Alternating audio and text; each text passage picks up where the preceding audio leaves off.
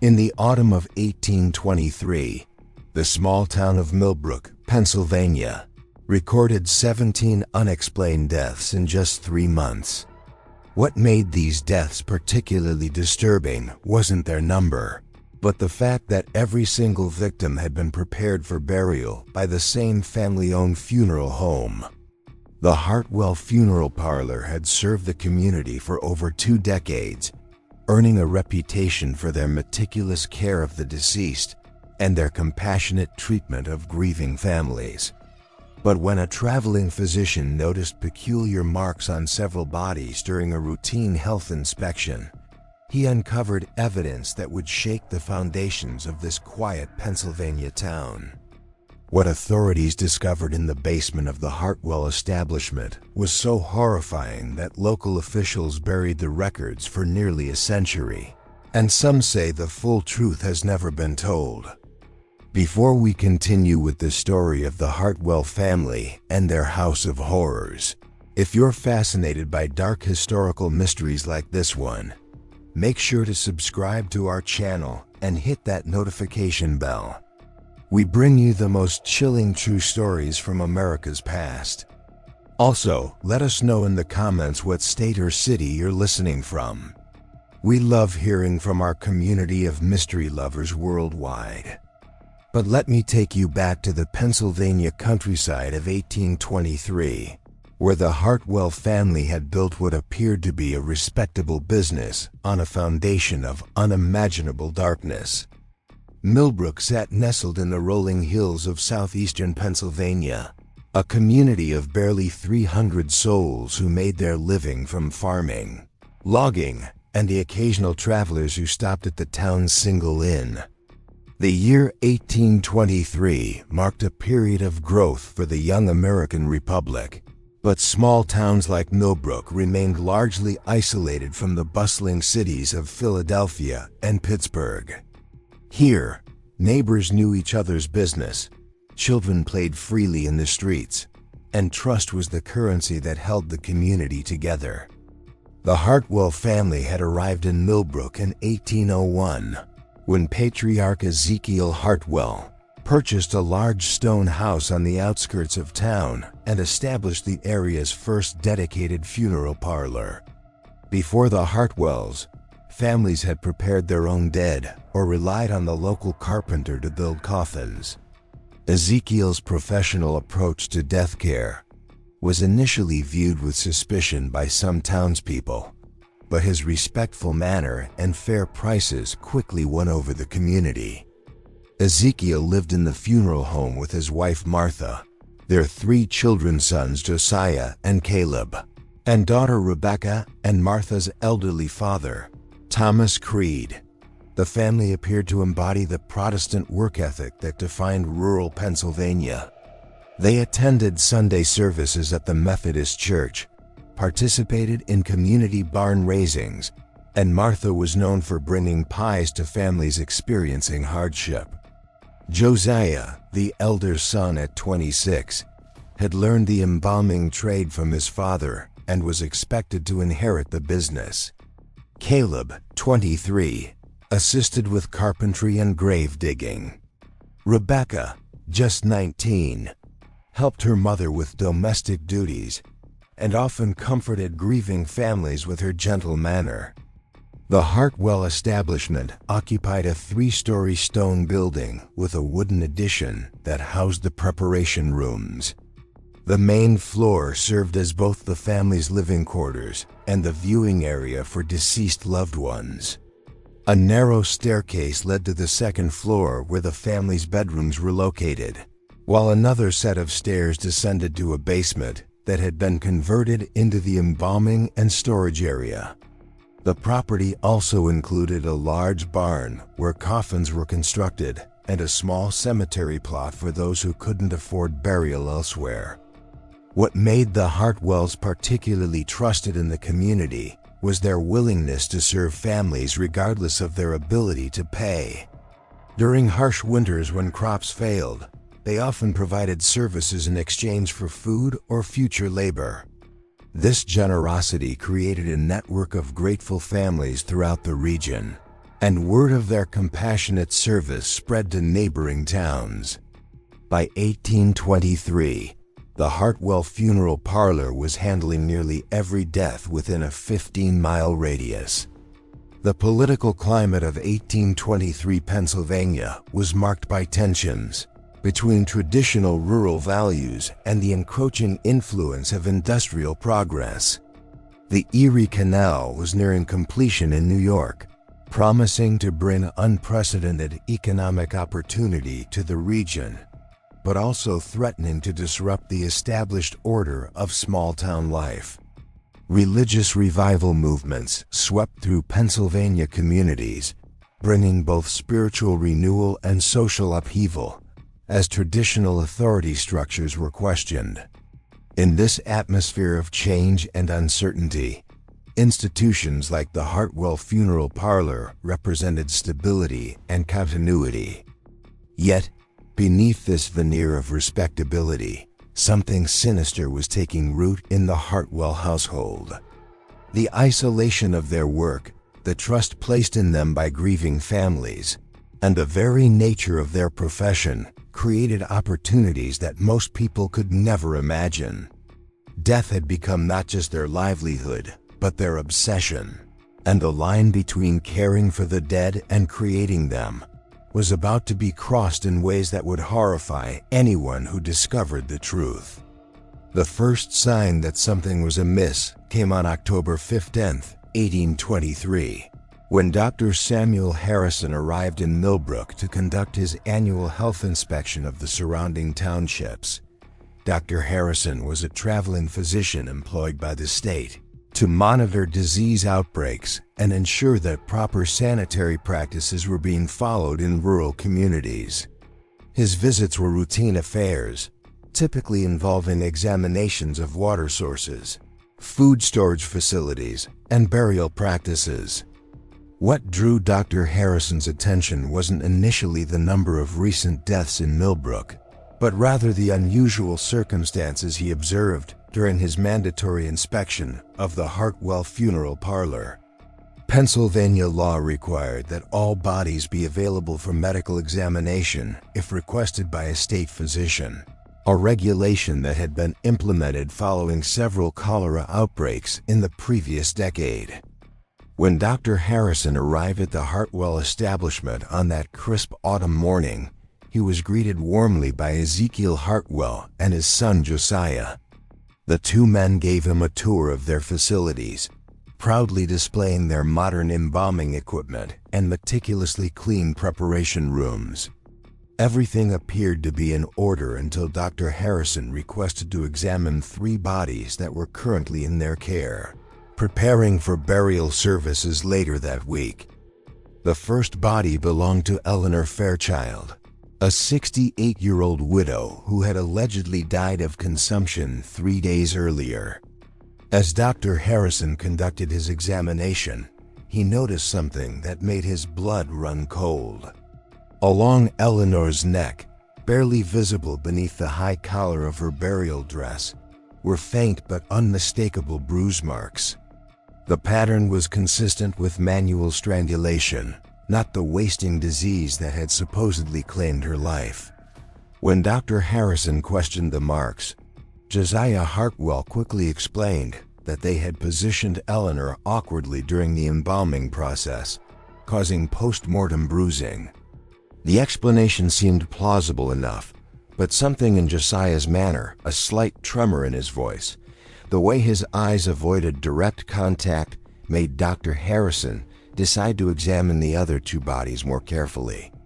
The second body was that of Marcus Webb, a healthy 42-year-old farmer who had allegedly suffered a heart attack while working in his fields.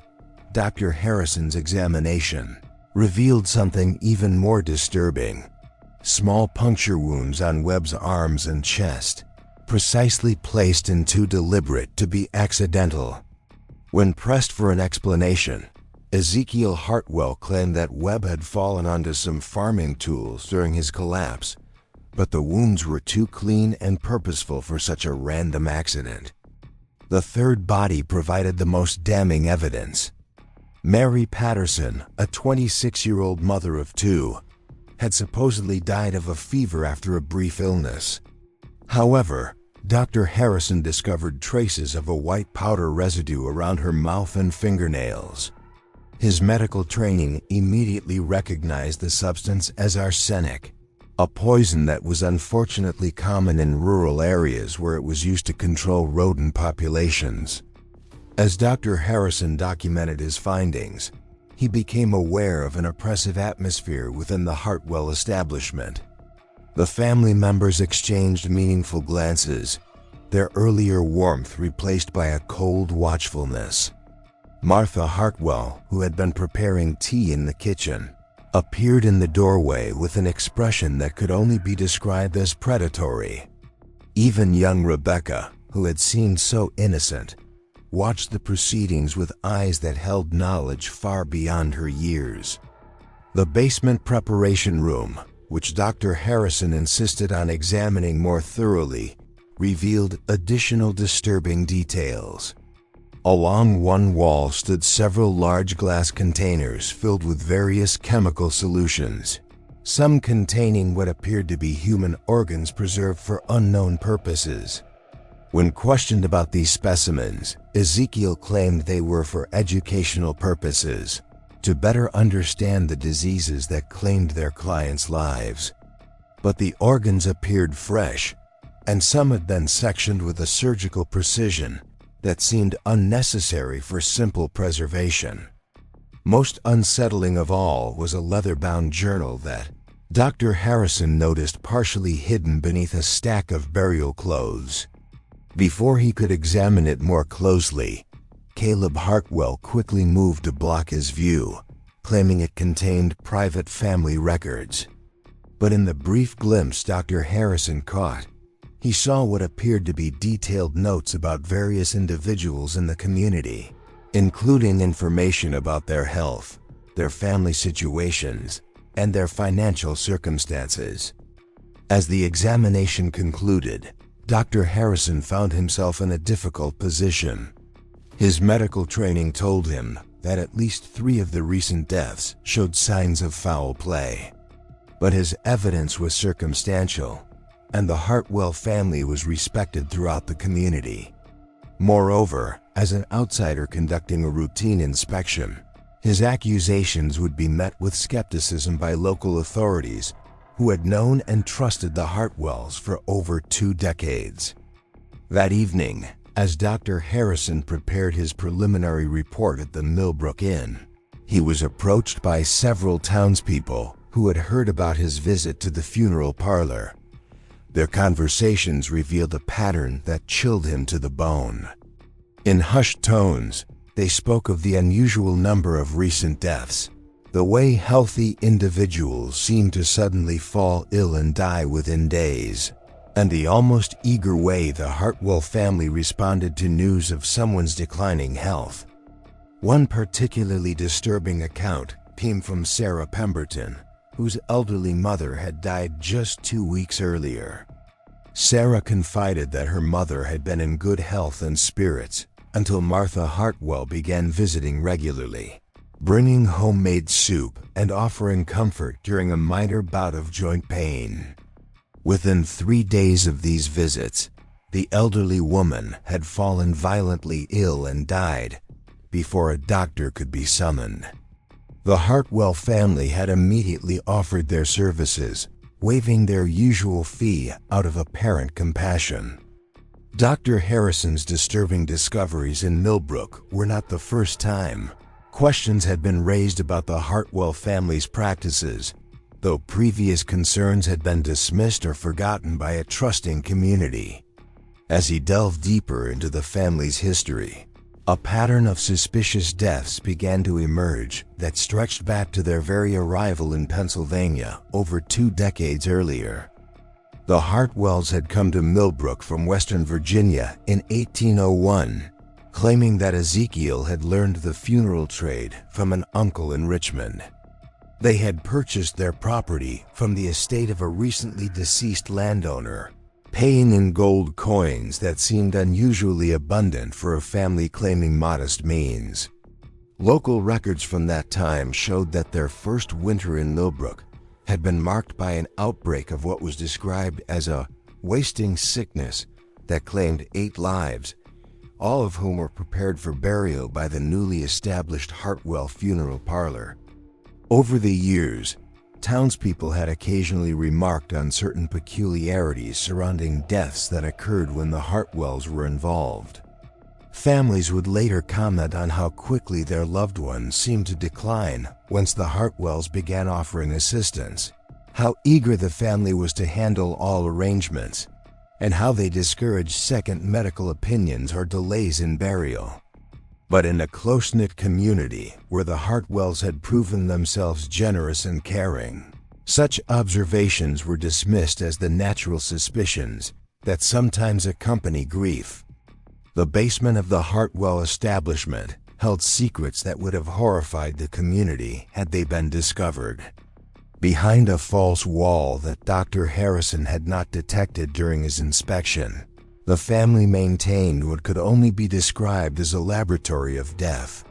Shelves were lined with various poisons, surgical instruments far more sophisticated than any funeral preparation would require, and detailed anatomical drawings suggested experiments that went far beyond the simple care of the deceased. Most damning of all was the complete version of the journal that Dr. Harrison had glimpsed. This leather-bound tome contained meticulous records of every person who had died in their care, along with detailed observations about the effectiveness of various methods and substances. The entries, written in multiple hands over many years, revealed a systematic approach to murder that had been refined through careful practice and observation. The journal documented not just the methods of killing, but the careful selection of victims. The Hartwells had developed a sophisticated understanding of their community, identifying individuals whose deaths would be mourned, but not extensively investigated. Elderly people with few relatives, individuals with existing health problems, and those who had fallen on hard times were preferred targets. The family had also learned to space their activities, ensuring that no pattern would be obvious to casual observation. One particularly chilling entry, written in Josiah's careful script, described the murder of Marcus Webb in clinical detail. Webb had been selected because he was a widower with no close family, and because his farm bordered the Hartwell property, making it convenient to dispose of evidence. The entry noted that Webb had been lured to the funeral home under the pretense of discussing the purchase of a coffin for a recently deceased neighbor. Once there, he had been overpowered and subjected to what the journal euphemistically termed experimental procedures before being killed, and his body staged to suggest a heart attack. The family's motivation appeared to be a complex mixture of financial gain, psychological satisfaction, and what could only be described as a scientific curiosity about death and dying. They regularly robbed their victims of money and valuables, but this seemed secondary to their apparent fascination with the process of causing and observing death. Several journal entries discussed their experiments with different poisons, their observations of how various individuals reacted to fear and pain, and their attempts to perfect methods that would leave no obvious evidence of foul play. Martha Hartwell emerged from the journal entries as perhaps the most cunning member of the family. Her specialty was befriending isolated or vulnerable community members, gradually gaining their trust before introducing poisons into food or drink she prepared for them. Her matronly appearance and reputation for kindness made her the perfect predator, able to approach potential victims without arousing suspicion. The children had been gradually inducted into the family's activities as they matured. Rebecca, despite her youth and innocent appearance, had become skilled at identifying potential victims during social gatherings, reporting back to her family about individuals who seemed lonely, ill, or financially distressed. Both sons had developed expertise in the physical aspects of murder, learning to overpower victims and stage crime scenes to avoid detection. What made the Hartwell operation particularly sinister was their integration into the community's social fabric. They attended church services, participated in town meetings, and maintained friendships with many of the same people they were systematically murdering. This dual existence required a level of psychological compartmentalization that suggested either inherent psychopathy or a gradual descent into madness that had consumed the entire family. The autumn of 1823 had marked an escalation in their activities, driven by both opportunity and growing confidence. The previous winter had been harsh, leaving many families in financial distress and vulnerable to the Hartwells' offers of assistance.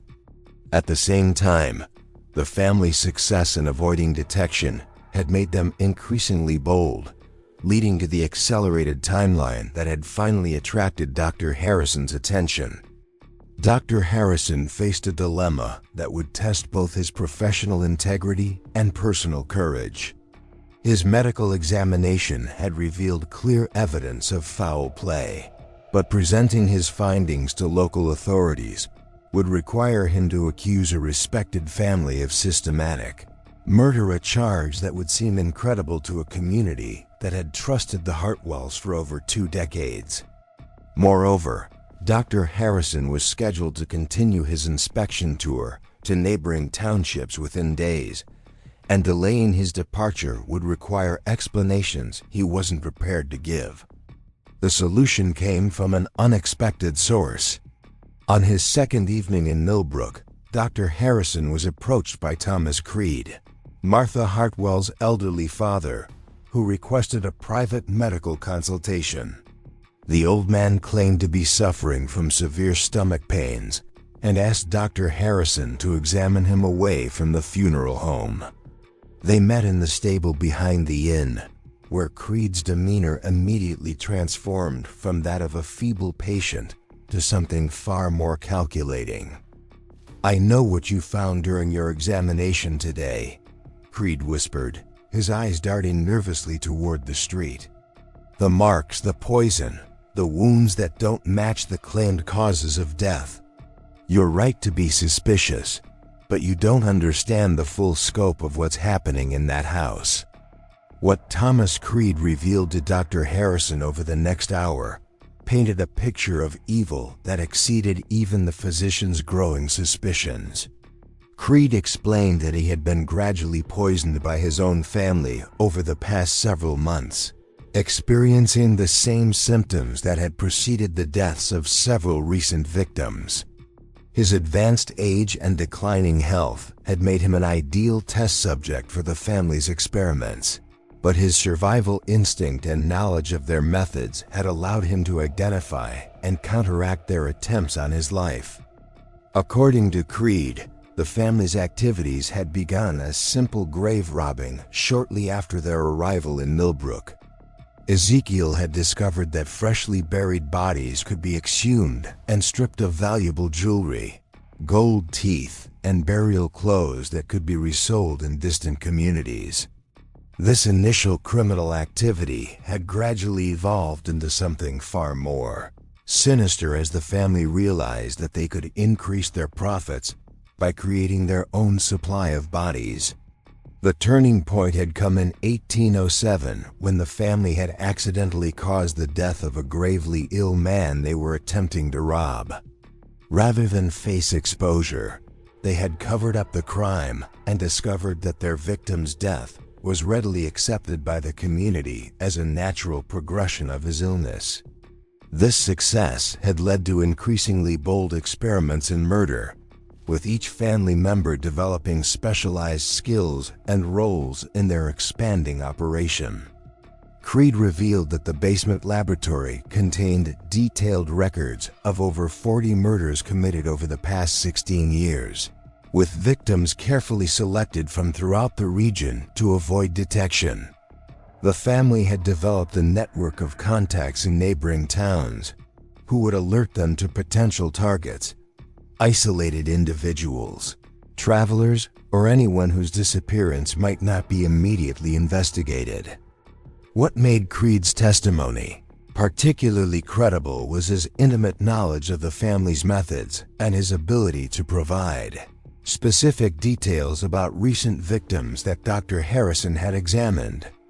He described exactly how Eleanor Fairchild had been strangled, how Marcus Webb had been tortured before his death, and how Mary Patterson had been gradually poisoned over several weeks, while Martha pretended to nurse her through a fictional illness. The old man also revealed the existence of a mass grave hidden in the woods behind the Hartwell property, where the family disposed of victims whose bodies couldn't be passed off as natural deaths. This burial site contained the remains of at least a dozen individuals, including several travelers who had stopped at the funeral home seeking directions or shelter and had never been seen again. Creed's motivation for betraying his family was both personal and practical. He had grown increasingly horrified by their activities, but more importantly, he had realized that his own death was imminent. The family had grown tired of supporting him, and recent conversations had made it clear that his usefulness as a test subject was nearing its end. His only hope for survival was to expose their crimes and seek protection from authorities. The old man proposed a plan that would allow Dr. Harrison to gather irrefutable evidence while protecting both of them from immediate retaliation. Creed would provide the physician with the key to the basement laboratory, allowing him to examine the hidden records and evidence during the family's absence at Sunday church services. This would give Dr. Harrison the documentation he needed to convince authorities, while Creed would use the same opportunity to escape to a distant relative's home in Philadelphia. Dr. Harrison spent the remainder of the night wrestling with the implications of Creed's revelations. The scope of the crimes was staggering, involving dozens of murders committed over nearly 2 decades by a family that had been trusted and respected by their entire community. The evidence Creed promised would likely be sufficient to secure convictions, but it would also destroy the faith and security of hundreds of innocent people who had believed themselves safe in their small town. More troubling was the realization that Dr. Harrison himself was now in danger. His examination of the bodies had clearly aroused the family's suspicions, and his continued presence in Millbrook represented a threat to their operation. Creed warned that the family had killed to protect their secrets before, and they would not hesitate to do so again if they felt cornered. The plan they devised required precise timing and considerable courage. Dr. Harrison would need to gain access to the basement laboratory, document the evidence he found there, and escape Millbrook before the family realized what had occurred. Meanwhile, Creed would disappear during the same time period, making it appear that he had simply wandered off in senile confusion, a disappearance that would be tragic, but not immediately suspicious. Sunday morning dawned gray and cold, with a November chill that seemed to penetrate the very bones of Millbrook's residents as they prepared for weekly worship services. Dr. Harrison had spent a sleepless night at the inn, alternately reviewing his medical notes and questioning the sanity of the plan he had agreed to undertake. The weight of potential evidence hidden in the Hartwell basement pressed on his mind like a physical burden, made heavier by the knowledge that his own life now hung in the balance.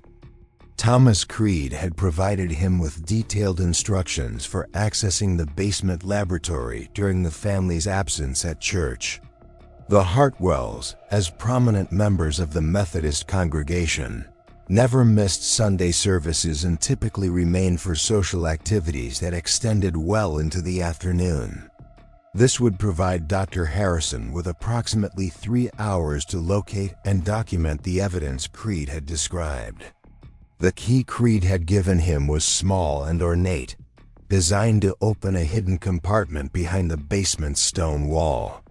According to the old man, This compartment contained not only the complete murder journal, but also preserved specimens, poison supplies, and detailed anatomical drawings that would provide irrefutable proof of the family's crimes. More importantly, it contained a detailed map showing the location of the hidden burial ground, where dozens of victims had been disposed of over the years. As the church bells began to ring across Millbrook, Dr. Harrison positioned himself in the woods behind the Hartwell property, watching the family emerge from their home dressed in their Sunday finest.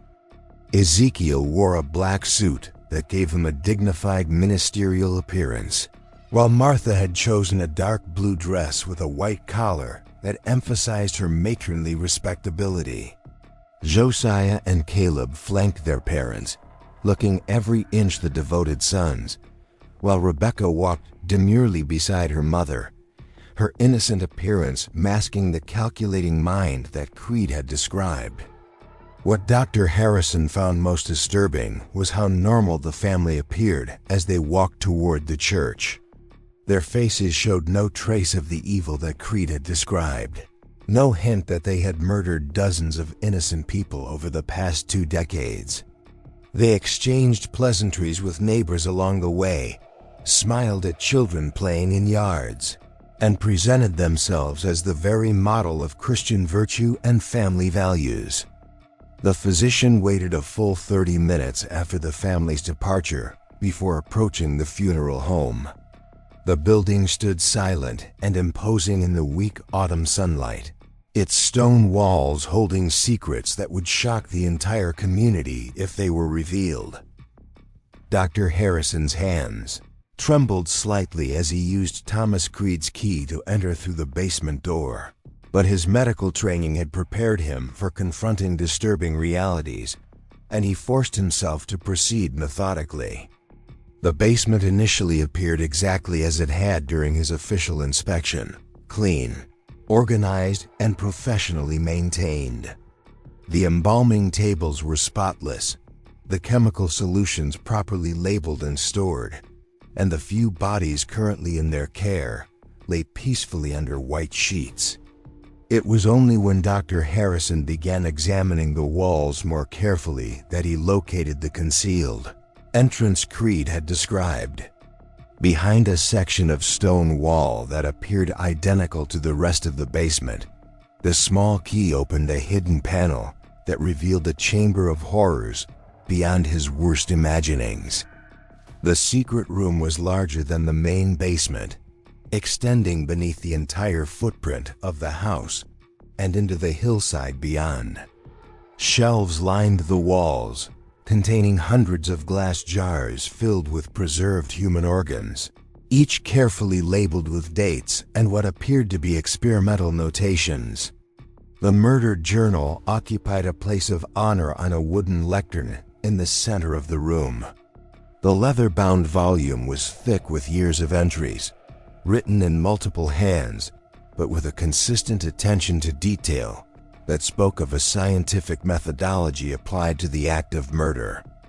Dr. Harrison's medical training allowed him to understand the technical aspects of what he was reading, but the clinical precision with which the family had documented their crimes was perhaps more horrifying than the murders themselves.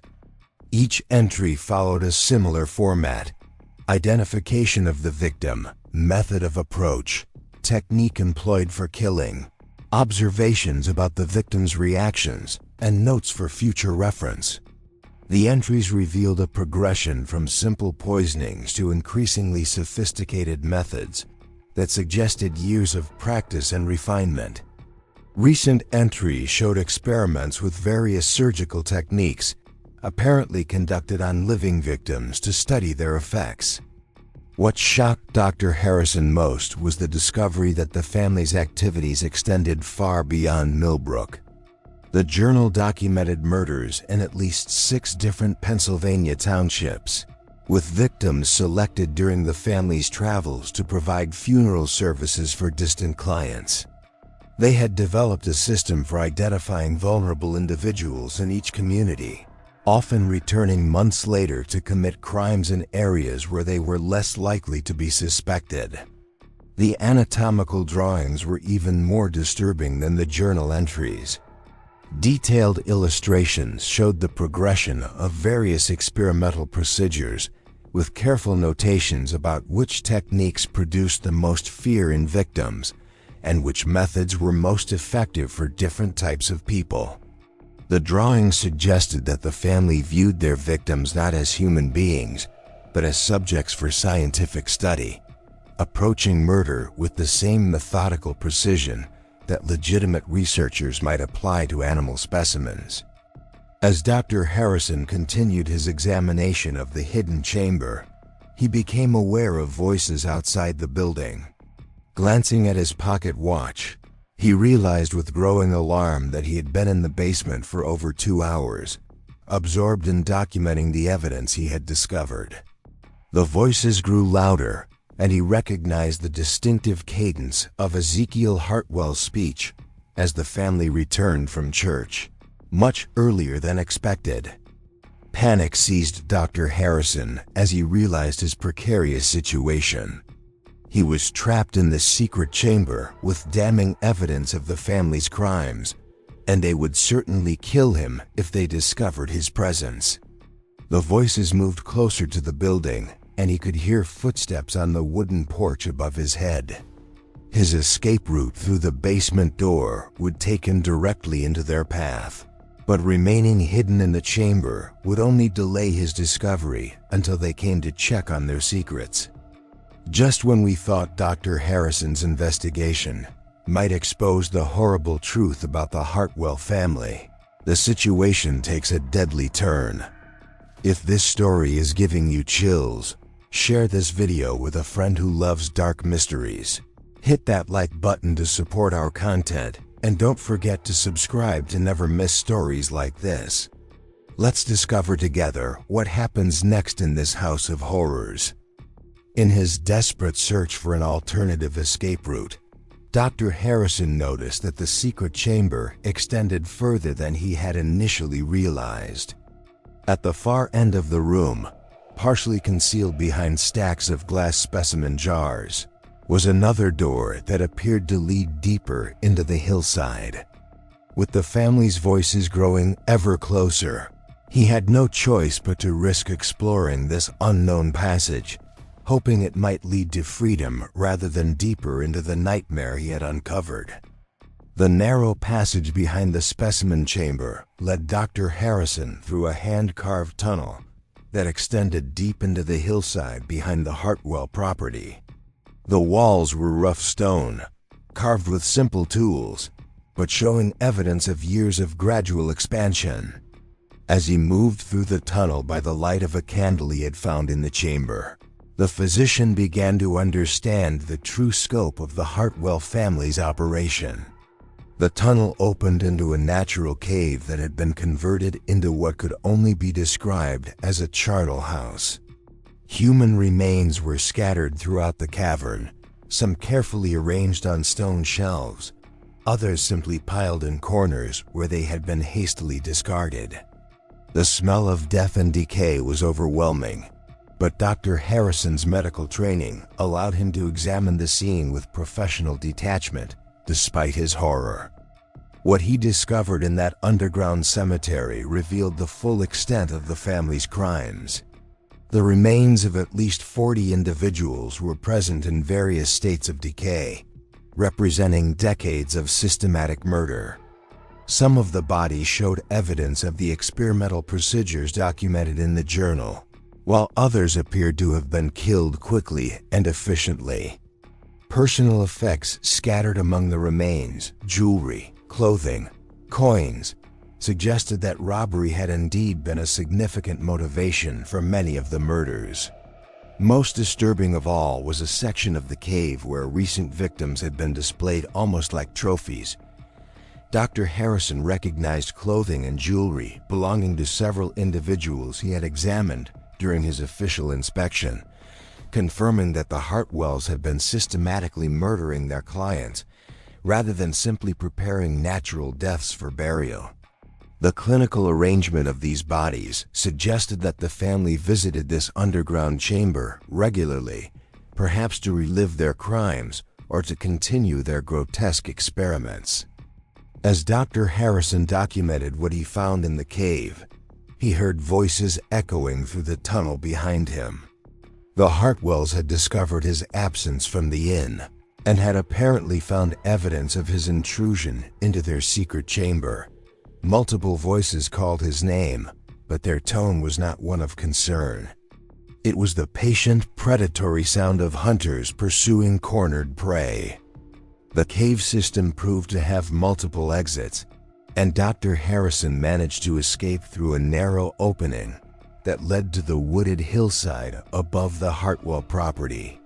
From this vantage point, he could see the family searching the area around their home, moving with the practiced efficiency of people who had conducted such searches before. It became clear that Dr. Harrison was not the first person to discover their secrets, and the methodical way they combed the area suggested that previous investigators had not survived their discoveries. The physician's escape from Millbrook required all his knowledge of wilderness survival and considerable luck. He was forced to abandon his belongings at the inn and travel cross-country toward the nearest substantial town, avoiding roads where the Hartwells might pursue him. His medical bag contained enough documentation to convince authorities, but he needed to reach civilized areas before the family could silence him permanently. What Dr. Harrison didn't know was that Thomas Creed had not escaped as planned. The old man had been discovered attempting to leave the house and had been confronted by his family about his betrayal. Under torture, Creed had revealed everything about his arrangement with Dr. Harrison, including the physician's plans to document their crimes and expose them to authorities. This revelation had prompted the family to return early from church and begin their search for Dr. Harrison. More ominously, it had convinced them that their operation in Millbrook was no longer sustainable. Rather than simply eliminating Dr. Harrison and continuing their activities, they had decided to abandon their established base and relocate to a new community where they could start fresh. The Hartwells' departure from Millbrook was as carefully planned as their crimes had been. They claimed that Ezekiel had received an urgent message about a dying relative in Ohio, necessitating an immediate journey that might keep them away for several months. The funeral home would be temporarily closed, and they asked neighbors to keep watch over their property during their absence. To most of the community, this seemed like a reasonable family emergency that required their sympathy and support. What the townspeople didn't realize was that the Hartwells were methodically destroying evidence of their crimes before leaving. The secret chamber was emptied and sealed. The cave system was partially collapsed to hide the remains it contained, and all documentary evidence of their activities was either destroyed or packed for transport to their new location. By the time Dr. Harrison reached authorities in Philadelphia 3 days later, the Hartwell family had vanished completely, leaving behind only an empty funeral home and a community that would never suspect the horrors that had been committed in their midst. Dr. Harrison's account of what he had discovered was met with skepticism by Philadelphia authorities, who found it difficult to believe that a respected family could have committed such extensive crimes without detection. The physician's evidence was compelling, but much of it had been destroyed or hidden by the time investigators reached Millbrook. The few remains they managed to recover from the partially collapsed cave system were insufficient to support the full scope of Dr. Harrison's accusations. The investigation that followed was hampered by the community's resistance to believing such terrible things about the Hartwell family. Townspeople provided character references for the Hartwells, insisting that they had been generous, caring neighbors who could never have committed the crimes Dr. Harrison described. Without the family present to question, and with most physical evidence destroyed, Authorities were forced to conclude that while suspicious circumstances existed, there was insufficient proof to warrant a massive manhunt. Thomas Creed's disappearance was explained by the family as the wandering of a senile old man who had become confused and lost in the woods. Search parties found no trace of him, and his fate remained officially unknown, though Dr. Harrison had no doubt that Creed had paid the ultimate price for his attempt to expose his family's crimes. The aftermath of Dr. Harrison's discoveries haunted both him and the community of Millbrook for years to come. The physician submitted detailed reports to state authorities, but without the Hartwell family present to question, and with most physical evidence destroyed, the case was eventually classified as inconclusive and filed away in the growing bureaucracy of the Pennsylvania state government. Dr. Harrison never stopped believing what he had witnessed, and he spent considerable personal resources attempting to track down the Hartwell family. His investigations revealed a pattern of similar disappearances and suspicious deaths in several Ohio communities during 1824 and 1825, but by the time he could alert authorities in those areas, the family had once again vanished. Over the following decade, Dr. Harrison documented similar patterns in Indiana, Illinois, and eventually the Missouri Territory, always arriving too late to prevent further murders or capture the perpetrators. The people of Millbrook were left to grapple with the possibility that they had been living alongside systematic murderers for over 2 decades. Some residents refused to believe Dr. Harrison's account, insisting that the Hartwells had been good neighbors who were being falsely accused.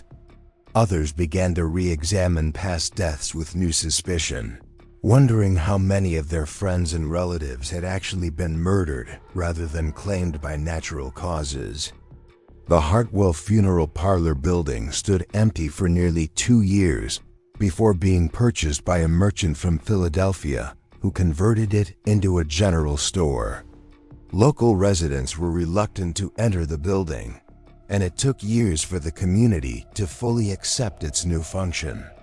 The basement was permanently sealed, and no one showed any interest in exploring the cave system that Dr. Harrison had described. Perhaps most tragically, the fear and suspicion created by the Hartwell affair fundamentally changed the character of Millbrook.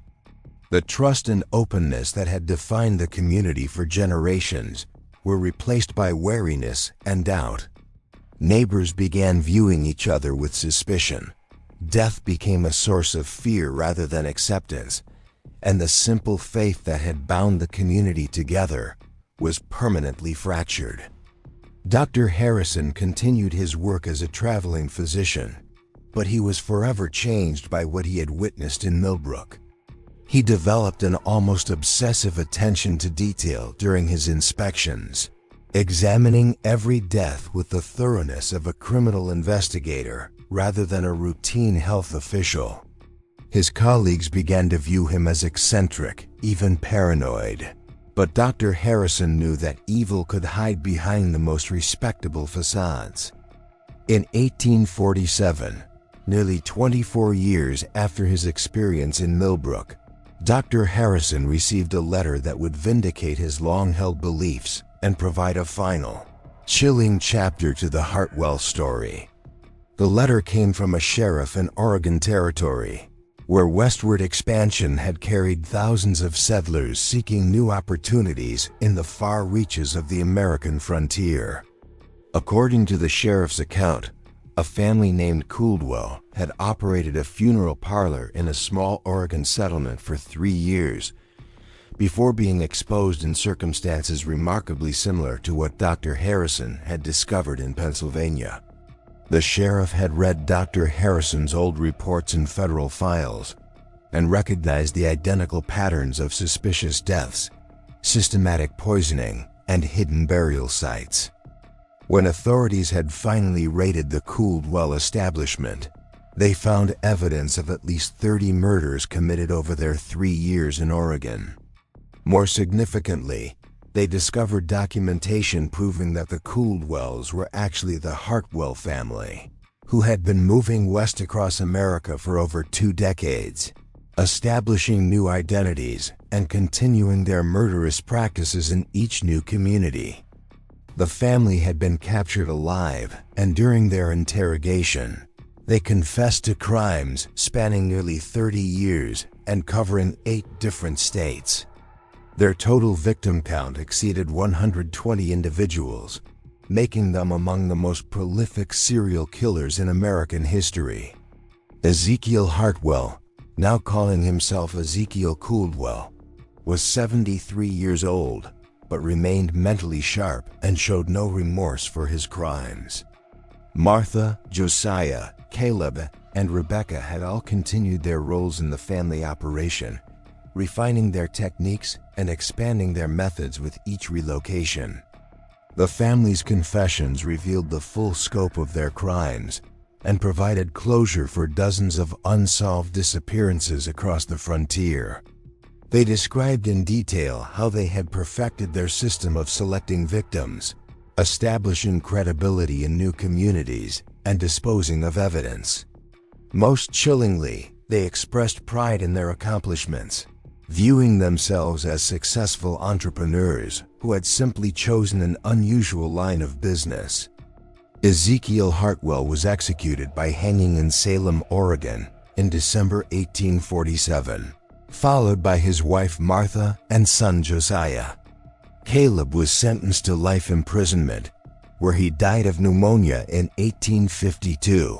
Rebecca, who was still relatively young and claimed to have been coerced by her family, received a 20-year sentence but died in prison of unknown causes in 1851.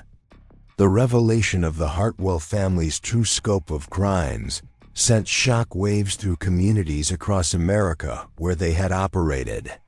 Families who had trusted them with their most vulnerable moments realized they had been in the presence of calculating murderers.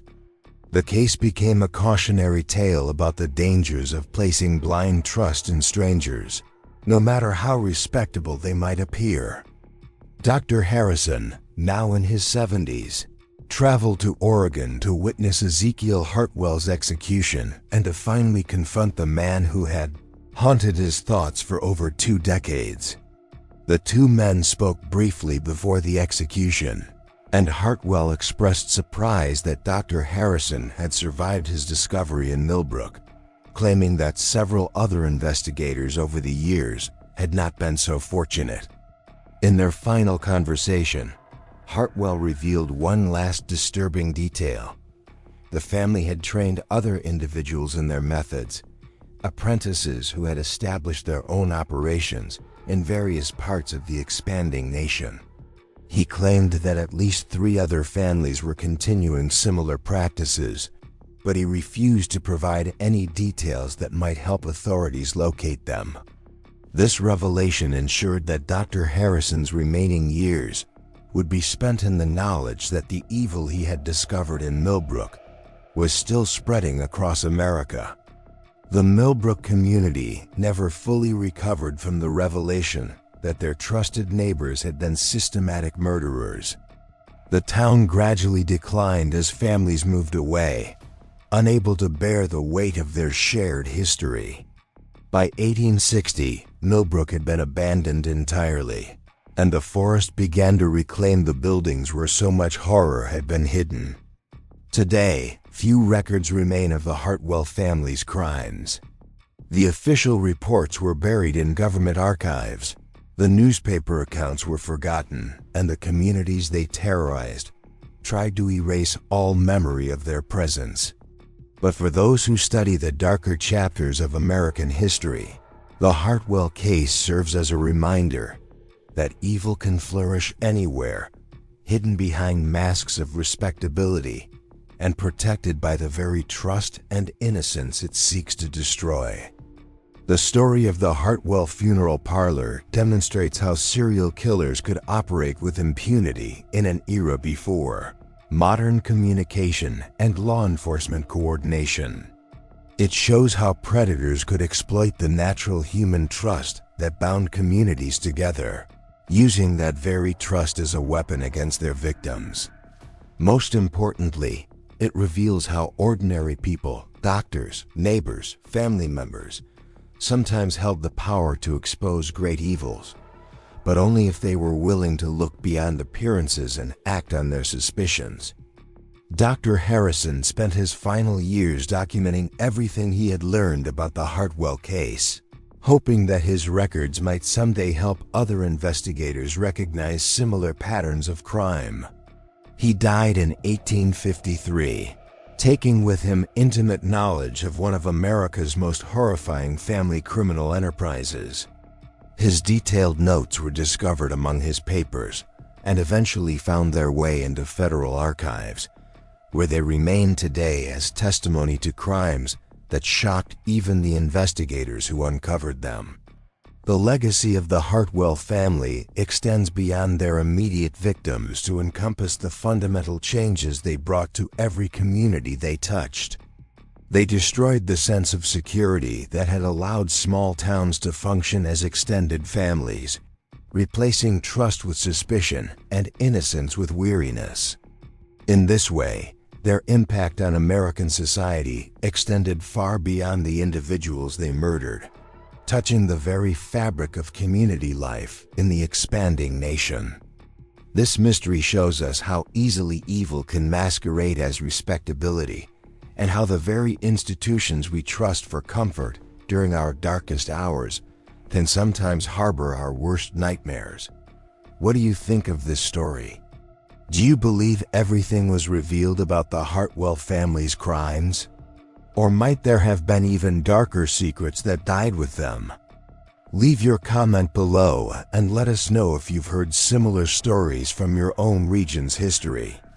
If you enjoyed this tale and want more historical horror stories like this, subscribe, hit the notification bell, and share with someone who loves dark mysteries. The past holds many secrets, and we'll continue exploring them together. See you in the next video. On the morning of March 15, 1889, the staff at the exclusive Belmont Hotel in Newport, Rhode Island, discovered something that would haunt the city's elite for decades to come. Room 237, reserved indefinitely for one of America's most celebrated socialites, stood empty. Its curtains were still drawn.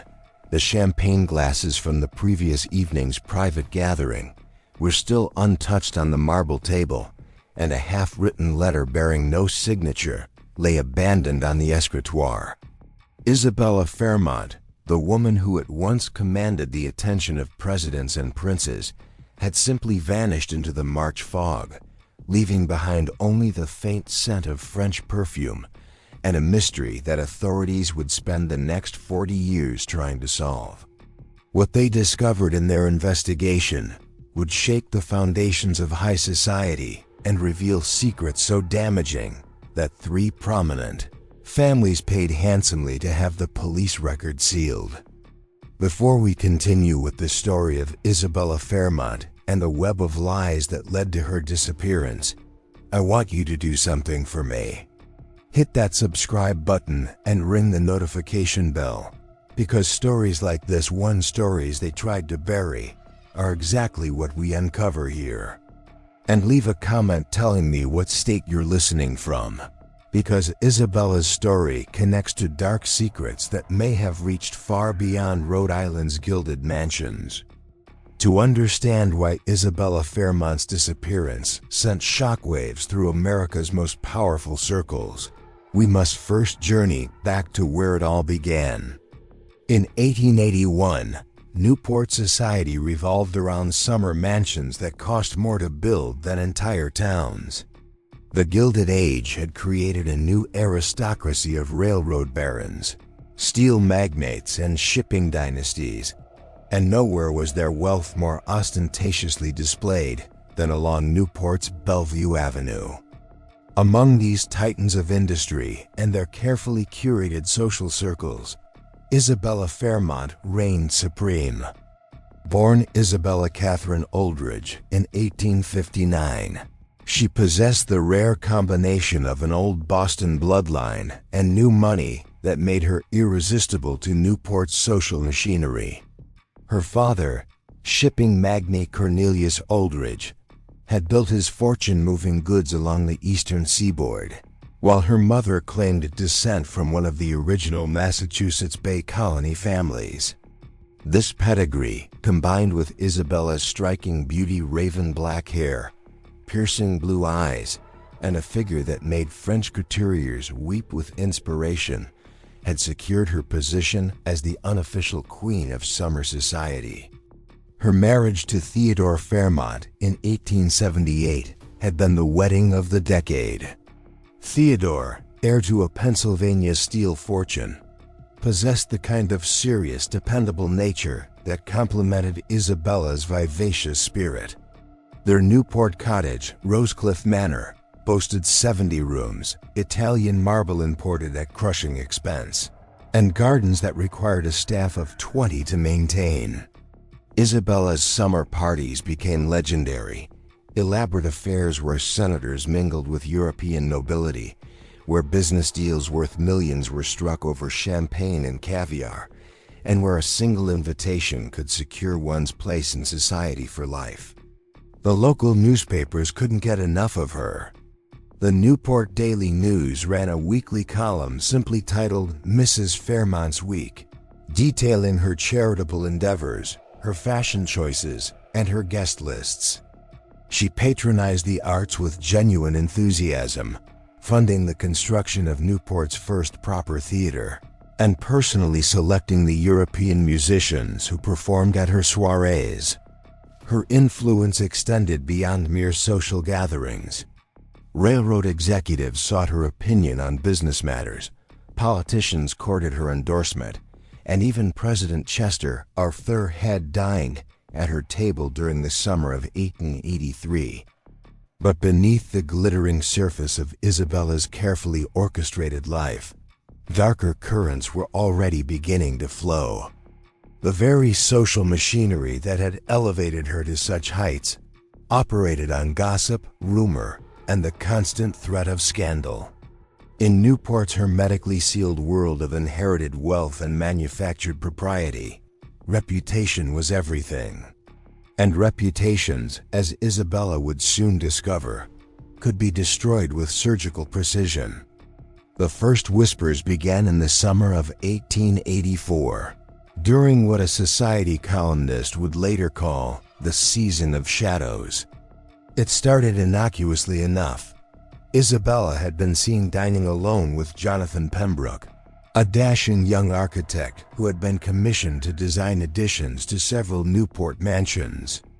Pembroke, barely 30, and possessed of the kind of romantic intensity that made society matrons fan themselves nervously, had arrived in Newport with impeccable credentials and a mysterious past that only enhanced his appeal.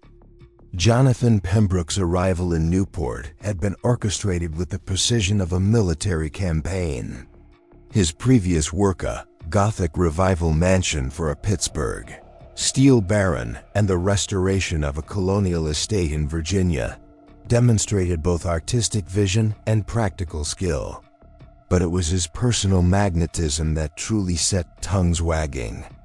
Tall and lean, with dark hair that perpetually fell across his forehead, and intense green eyes that seemed to see straight through the elaborate pretenses of high society, Pembroke possessed something that Newport's usual array of suitable gentlemen lacked: danger. Isabella first encountered him during a committee meeting for the proposed expansion of Trinity Church. She had been reviewing architectural plans when Pembroke entered the room, and witnesses later recalled the electric moment when their eyes met across the mahogany conference table. What began as a professional consultation quickly evolved into something far more personal and infinitely more perilous. Their relationship developed with the kind of reckless intensity that only occurs when two powerful personalities recognize kindred spirits in each other. Pembroke would arrive at Rosecliff Manor under the pretense of consulting on renovation plans, but he and Isabella would disappear for hours, walking through her meticulously maintained gardens or closeted together in her private study. The mansion staff, trained in discretion but human nonetheless, began to notice things. The way Isabella's laughter carried differently when Pembroke was present, the frequency of his visits, the letters that arrived bearing his distinctive handwriting. Theodore Fairmont, absorbed in his steel empire and trusting in his wife's social acumen, remained oblivious to the growing attachment. He approved of Pembroke's architectural work and even praised Isabella for her excellent choice of contractor. This blindness would later torment him, but in the summer of 1884, Theodore saw only what he wished to see: his beautiful wife managing their social obligations with her customary grace and intelligence. But Newport society operated on a level of surveillance that would have impressed a European intelligence service. By August, the whispers had become murmurs, and by September, the murmurs had crystallized into certainty. Isabella Fairmont was having an affair. The evidence was circumstantial, but damning in the context of high society's unforgiving moral arithmetic. She had been observed entering Pembroke's temporary studio on Thames Street. They had been seen sharing an intimate conversation at the casino, their heads bent together in a way that suggested secrets. Most damaging of all, Mrs. Cornelius Vanderbilt's personal maid claimed to have witnessed a passionate embrace between the two in the conservatory at a private dinner party. The social machinery that had elevated Isabella now turned against her with mechanical precision. Invitations to exclusive gatherings began to arrive less frequently. Former friends adopted a cooler tone in their conversations. The careful choreography of Newport society, which had once revolved around Isabella's preferences and schedule, subtly reorganized itself to minimize her importance. Isabella, however, seemed almost oblivious to the changing climate. Friends later described her as being in a state of intoxication, not from alcohol, but from the kind of consuming passion that renders its victims incapable of rational thought. She continued to see Pembroke with increasing boldness, as if daring society to confront her directly. This defiance, which might have been admirable in other circumstances, only served to accelerate her fall from grace. The scandal broke publicly on October 12, 1884, in the most damaging way possible, through the morning edition of the New York Herald. A society columnist known only as Observer published a detailed account of Isabella's affair under the headline "Newport's Fallen Angel." The article, written with the kind of precise malice that suggested inside knowledge, laid out the evidence of Isabella's relationship with Pembroke in devastating detail. But the Herald article contained information that shocked even Newport's gossip-hardened elite. According to the columnist, Pembroke was not merely an architect seeking romantic adventure with a bored socialite. He was, the article claimed, a man with substantial gambling debts and a history of relationships with wealthy women in other cities. The piece suggested that Isabella had been providing him with money, substantial sums drawn from her personal accounts, and that several valuable pieces from the Fairmont art collection had been quietly sold to cover his debts.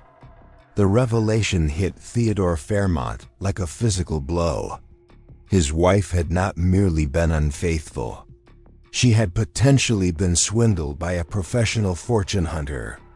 The humiliation was compounded by the realization that his business associates, his social peers, and his domestic staff had all been aware of the situation while he remained in ignorance.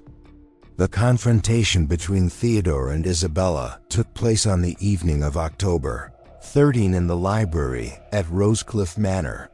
According to Theodore's later testimony to private investigators, Isabella initially denied the affair, but broke down when presented with bank records showing the money transfers. She admitted to the relationship but insisted that her feelings for Pembroke were genuine and that she had given him money out of love, not manipulation. Theodore's response was swift and unforgiving. He demanded that Isabella end all contact with Pembroke immediately, return to Boston for the winter season, and submit to a period of social rehabilitation that would allow them to eventually restore their reputation. Isabella's refusal was equally immediate and absolute. She declared that she loved Pembroke, that her marriage had been a mistake, and that she intended to seek a divorce, a scandalous proposition that would have ruined both of their social positions permanently. The household staff later reported hearing raised voices from the library until nearly midnight, followed by the sound of doors slamming and Isabella's footsteps on the marble staircase. When Theodore emerged the following morning, his face bore the hollow expression of a man who had aged a decade overnight. But Isabella's defiance came at a cost that extended far beyond social embarrassment. Theodore's investigation into their finances revealed that she had transferred nearly $50,000 to Pembroke over the course of 4 months, a sum equivalent to over $1 million in today's currency.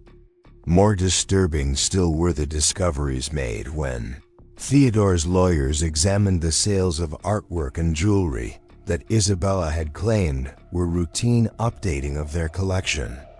Several pieces, including a diamond necklace that had belonged to Theodore's mother, had been sold for significantly less than their appraised value, suggesting either poor judgment or deliberate deception. The final blow came when Theodore's private investigators tracked down Pembroke's previous addresses. In Pittsburgh, they discovered that he had been involved with the wife of a prominent businessman, receiving substantial sums of money before disappearing suddenly when the relationship was discovered. In Richmond, a similar pattern had emerged with the widow of a tobacco fortune. The investigators' report painted a picture of a sophisticated confidence man who targeted lonely, wealthy women with surgical precision. When Theodore presented this evidence to Isabella, her reaction surprised even him. Rather than expressing shock or betrayal, she became defensive of Pembroke, insisting that his previous relationships had been different and that their love was genuine. This response convinced Theodore that his wife had fallen victim to a manipulation so complete that she could no longer distinguish between reality and the fantasy that Pembroke had constructed for her. By November 1884, Isabella Fairmont's position in Newport society had become untenable. The Herald article had been reprinted in newspapers across the country, transforming what might have been a local scandal into a national spectacle. The story had everything that readers craved: wealth, beauty, betrayal, and the downfall of someone they had been encouraged to both admire and resent.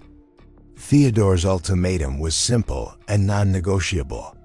Isabella must publicly renounce her relationship with Pembroke, submit to a year of virtual exile from society, and accept severe restrictions on her personal finances and social activities. In exchange, he would not pursue divorce proceedings and would gradually work to rehabilitate their reputation through charitable work and careful social engineering. Isabella's response was to disappear for 3 days. She was discovered by her personal maid on November 15th, staying under an assumed name at a modest boarding house in Providence. When confronted by Theodore and his lawyers, Isabella presented them with a proposal that was either desperate brilliance or complete madness. She would expose the entire network of social corruption that she claimed existed within Newport's elite circles. According to Isabella, her affair with Pembroke had provided her with access to information that could destroy several prominent families. She claimed that Pembroke, during their intimate conversations, had revealed details about his architectural commissions that included hidden rooms, secret passages, and concealed safes in several Newport mansions. More damaging still, she alleged that these modifications had been requested by clients who were using them to hide evidence of illegal business practices, tax evasion, and other criminal activities. Isabella's threat was specific and terrifying in its implications. She claimed to have documentation proving that Senator William Blackstone had hidden evidence of bribery in a concealed compartment behind his library fireplace. She alleged that railroad magnate Charles Pemberton was storing forged documents related to land acquisition in a secret room beneath his wine cellar. Most explosively, she insisted that she possessed evidence linking 3 Newport families to a conspiracy to manipulate steel prices during government contract negotiations.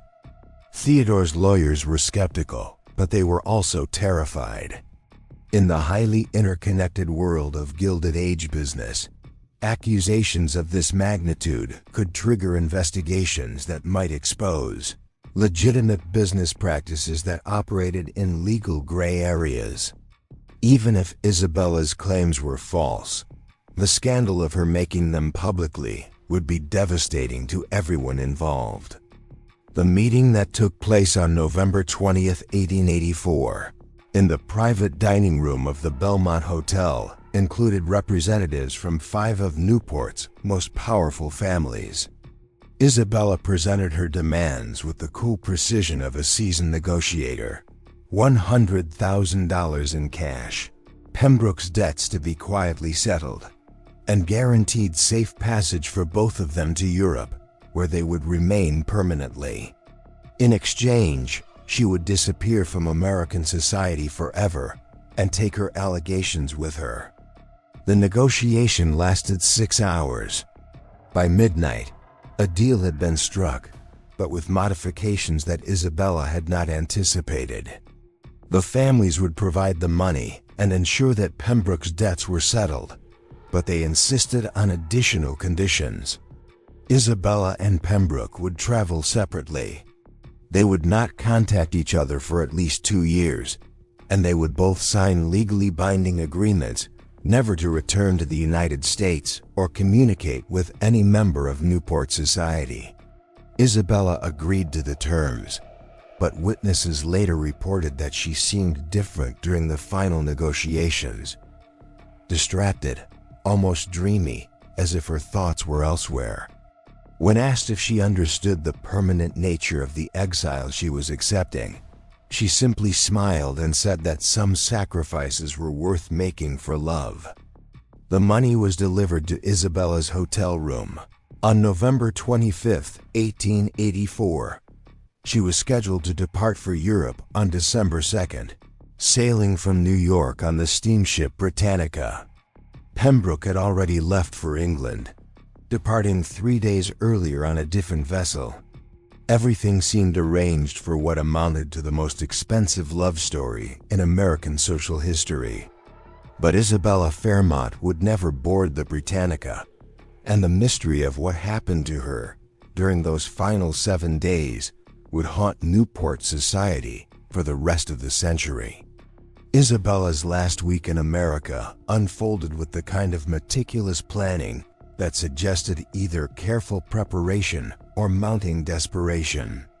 She had checked out of her Providence boarding house and returned to Newport, taking the suite at the Belmont Hotel under her maiden name. The choice was symbolically appropriate. She was in effect reverting to her identity before marriage, before scandal, before the chain of events that had led to her exile. The hotel staff later reported that Mrs. Fairmont seemed remarkably calm during her stay. She took her meals in her room, received no visitors, and spent most of her time writing letters. The hotel's desk clerk, a young man named William Chun, who had immigrated from California's mining country, noted that she mailed at least a dozen letters during her stay, though he could not recall the addresses or recipients. On November 28, Isabella made an unusual request. She asked the hotel concierge to arrange for a photographer to take a formal portrait. The photographer, Marcus Steinberg, who had recently opened a studio specializing in society portraits, later described the session as one of the strangest of his career. Isabella posed for nearly 2 hours, insisting on multiple photographs in different poses and lighting conditions. She paid in cash and requested that the plates be developed immediately, waiting in his studio while the images were processed. Steinberg's description of Isabella during the session was haunting. She was still a beautiful woman, but there was something in her eyes, a kind of fierce determination mixed with profound sadness. She kept adjusting her jewelry, particularly a ruby brooch that she said had belonged to her grandmother. When I suggested she might want to schedule another session after returning from Europe, she just smiled and said that wouldn't be necessary. The photographs, which surfaced decades later during the probate of Steinberg's estate, showed Isabella in formal attire, her dark hair perfectly arranged, her expression serene but somehow final. In several of the images, she appeared to be looking past the camera, as if seeing something or someone that existed outside the photographer's studio. On December 1st, Isabella's behavior became even more unusual. She hired a carriage and spent the entire day visiting locations around Newport that had been significant in her social life. The casino, where she had met so many important people. Trinity Church, where she had been married. The Cliff Walk, where she had strolled with visiting dignitaries. The carriage driver, Thomas McGillicuddy, later told police that Mrs. Fairmont seemed to be saying goodbye to each location, spending long minutes in silent contemplation at each stop. That evening, Isabella returned to the Belmont Hotel and requested that a late dinner be sent to her room. The hotel's night manager, Robert Sterling, personally delivered the meal and later reported that Isabella seemed agitated but determined. She had changed from her day dress into an elegant evening gown of deep blue silk, and her jewelry, including the ruby brooch from the photography session, caught the lamplight as she moved about the room. She thanked me for the service during her stay, Sterling recalled, and gave me a tip that was far too generous for the circumstances. When I protested, she said that generosity was one of the few privileges that money provided, and she wanted to exercise that privilege while she still could. The final confirmed sighting of Isabella Fairmont occurred at approximately 11:30 p.m. on December 1, 1889. Hotel night clerk William Chun saw her descending the main staircase, dressed in a dark traveling coat and carrying a small leather valise. She moved with purpose but without haste, nodding politely to Chun as she crossed the lobby. When he asked if she needed assistance with transportation, she declined, saying that her arrangements had already been made. Chun watched through the hotel's front windows as Isabella walked out into the December night. A thick fog had rolled in from the harbor, and within moments, her figure was swallowed by the gray-white mist that frequently enveloped Newport during winter evenings. It was the last time anyone would see Isabella Fairmont alive. When she failed to appear for her scheduled departure on the Britannica the following morning, Theodore Fairmont contacted the police. The investigation that followed would uncover a web of secrets, lies, and unanswered questions that would perplex law enforcement for decades to come. The Newport Police Department had never handled a case quite like Isabella Fairmont's disappearance. Missing persons investigations in 1889 relied on witness testimony, physical evidence, and the kind of methodical detective work that was just beginning to emerge as a professional discipline. Chief Detective Samuel Harrison, a methodical man who had cut his teeth on waterfront crimes and domestic disputes, approached Isabella's case with the systematic thoroughness that would define police work for the next century. The first phase of the investigation focused on Isabella's movements during her final week in Newport. Harrison's team interviewed hotel staff, carriage drivers, shopkeepers, and anyone else who might have encountered her. What emerged was a picture of a woman who seemed to be methodically closing the chapters of her life, as if preparing for a journey from which she did not expect to return. The contents of Isabella's hotel room provided the first major clues. Her clothing and personal effects were neatly arranged, suggesting either a hasty departure or careful preparation. More intriguing was what was missing. Several pieces of valuable jewelry, including a diamond bracelet that hotel staff had seen her wearing earlier in the week, were nowhere to be found. Her personal papers included drafts of letters that appeared to be final messages to family members, though the completed versions were never located.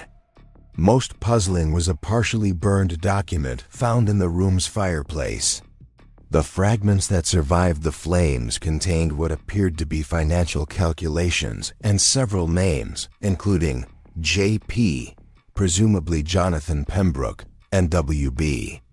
The latter initially mystified investigators until they realized it likely referred to William Blackstone, the senator whom Isabella had allegedly threatened to expose. Detective Harrison's investigation took a dramatic turn when he attempted to contact Jonathan Pembroke in London. The address that Isabella's lawyers had been given proved to be a mail forwarding service, and Pembroke himself seemed to have vanished as completely as Isabella. British authorities, responding to Harrison's inquiry, reported that no one matching Pembroke's description had registered at any of London's major hotels or boarding houses. This discovery led Harrison to a disturbing conclusion. Either Pembroke had been using a false identity, or he had never actually left for Europe at all. The steamship records confirmed that someone named Jonathan Pembroke had booked passage to London, but the shipping line's manifest showed that the passenger had never boarded the vessel. As Harrison dug deeper into Pembroke's background, a more sinister picture began to emerge. The architect's credentials, while impressive, were difficult to verify completely. His previous work in Pittsburgh and Richmond was real, but investigators discovered that he had left both cities under questionable circumstances, abandoning projects and leaving unpaid debts. More disturbing was the pattern of relationships with wealthy women that had marked his career in each location. But the most shocking discovery came when Harrison's team examined the architectural modifications that Pembroke had made to several Newport mansions. Working with local building inspectors, they confirmed that at least 3 houses contained the kind of hidden compartments and secret passages that Isabella had described. However, these modifications had been completed months before Isabella's affair with Pembroke became public knowledge, suggesting that his relationship with her might have been planned from the beginning. The investigation's focus shifted when Harrison received an unexpected visitor, Mrs. Margaret Winthrop, an elderly woman who had worked as a seamstress for several Newport families. Mrs. Winthrop claimed to have information about Isabella's disappearance, but she insisted on speaking privately and demanded assurance that her identity would be protected. Mrs. Winthrop's story was both fascinating and terrifying. According to her account, she had been working late in the sewing room at the Pemberton mansion on the night of December 1st when she heard voices from the main house. Curious about who might be visiting at such a late hour, she had positioned herself near a window that overlooked the mansion's rear courtyard. What she witnessed, she claimed, was a clandestine meeting between Isabella Fairmont and 2 men she did not recognize. The conversation appeared to be heated, with Isabella gesturing emphatically while the men remained still and watchful. After approximately 20 minutes, one of the men handed Isabella what appeared to be a package or envelope, and she departed with them in a closed carriage. Mrs. Winthrop's account was both compelling and problematic. She could not provide detailed descriptions of the two men, claiming that the lighting had been poor and her vantage point limited. Moreover, her reputation in Newport was somewhat questionable. She had been dismissed from previous positions for gossiping about her employer's private affairs. Harrison was inclined to dismiss her testimony until she provided a detail that only someone who had actually been present could have known. Isabella had been wearing the ruby brooch that the hotel staff had noticed, and it had caught the moonlight in a distinctive way. Just when we thought we'd seen it all, the horror in Newport intensifies. If this story is giving you chills, share this video with a friend who loves dark mysteries. Hit that like button to support our content, and don't forget to subscribe to never miss stories like this. Let's discover together what happens next in Isabella's final moments. The breakthrough in Detective Harrison's investigation came from an unexpected source: the financial records of the 5 Newport families who had negotiated Isabella's exile agreement. Working with a federal investigator who specialized in financial crimes, Harrison discovered a series of money transfers that painted a disturbing picture of the events leading up to Isabella's disappearance. The $100,000 that was supposed to fund Isabella's European exile had been transferred to a New York bank account opened under the name I.C. Oldridge, Isabella's maiden name and initials. However, the account had never been accessed. The money remained untouched, suggesting that Isabella had never had the opportunity to claim it. More significantly, the account had been opened by someone using forged documents, and the handwriting on the banking papers did not match Isabella's distinctive script. This discovery led Harrison to a chilling conclusion. Someone had been impersonating Isabella during the final negotiations, where the entire exile agreement had been an elaborate deception designed to provide cover for more sinister plans. The investigation took on new urgency when Harrison discovered that Jonathan Pembroke had not disappeared. He had been found dead in a Boston boarding house on November 30th, the day before Isabella's disappearance. The cause of death was officially listed as heart failure, but the boarding housekeeper reported that Pembroke had been visited by 2 well-dressed gentlemen on the day he died. The men had claimed to be business associates and had spent several hours with Pembroke in his room before departing quietly. Pembroke's death had been reported in Boston newspapers, but the story had not reached Newport until several days later. This timing suggested that Isabella might not have known about Pembroke's death when she made her final arrangements on December 1st. If she had been planning to meet him or join him in exile, she would have been walking into a trap. Harrison's investigation now focused on identifying the 2 men who had visited Pembroke in Boston and whom Mrs. Winthrop claimed to have seen with Isabella on the night she disappeared. The breakthrough came when he discovered that several of the Newport families had employed the same private security firm, the Pinkerton Detective Agency, to handle sensitive matters related to the Isabella scandal.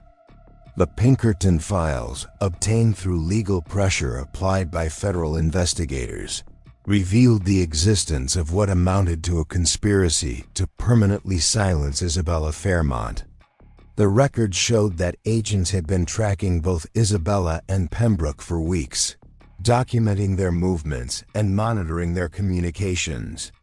Most damning were the strategic recommendations contained in the agency's reports, which suggested that the scandal posed such a significant threat to their clients' interests that permanent resolution might be necessary. The euphemistic language of the Pinkerton reports was chilling in its implications. References to neutralizing the threat and ensuring permanent discretion suggested that the detective agency had moved beyond surveillance into more sinister territory. One report, dated November 28th, recommended immediate action to prevent exposure of client interests, and noted that the target's emotional instability provides optimal cover for various outcomes. But the most shocking discovery came when Harrison examined the original architectural plans for the hidden compartments that Pembroke had built in the Newport mansions.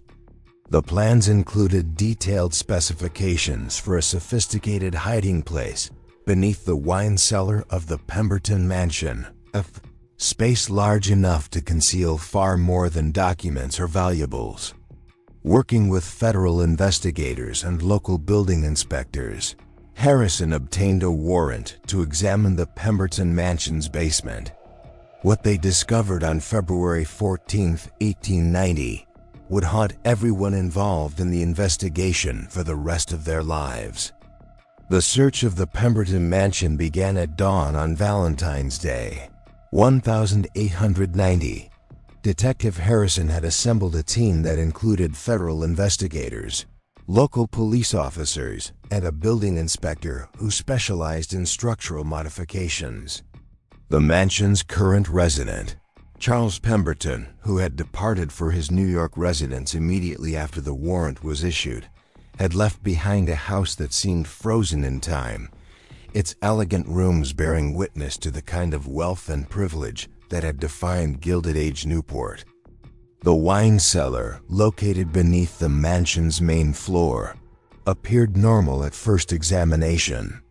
Racks of imported wines lined the walls, and the stone floor showed no obvious signs of disturbance. But the building inspector's measurements revealed a discrepancy. The cellar's dimensions did not match the architectural plans on file with the city.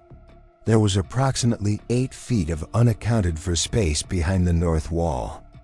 Working carefully with picks and crowbars, the investigation team broke through what appeared to be a false wall, constructed of the same stone as the cellar's original construction.